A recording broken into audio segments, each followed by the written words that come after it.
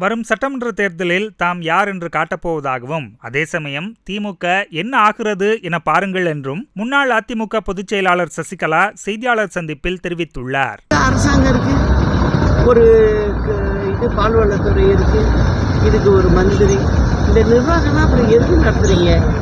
தேவையே இல்லையே. அப்போ உங்களுடைய நிர்வாகத்துல குறை இருக்கு, அது பால்ல தெரியுது. அதனால இதே அம்மா இருந்தப்பெல்லாம் இப்படி நடந்துதா? ஒரு முறை ஏதாவது நடந்திருக்குமா? இல்லையே. ஏன்னா அவங்களுடைய கவனம் எல்லா இடத்துலையும் இருந்துச்சு. இப்போ முதலமைச்சரை பொறுத்த வரைக்கும் இந்த தேர்தலில் எப்படியாவது போய் சொல்லி ஜெயிக்கணும், வெற்றி பெறணும் அப்படிங்கிறதுல மட்டுமே நினச்சிக்கிட்டு இருக்காரு. இது நாடாளுமன்ற தேர்தல் 26 வரும் இல்லையா? அது எங்களுக்கும் திமுகவுக்குமான நேரடி தேர்தல்.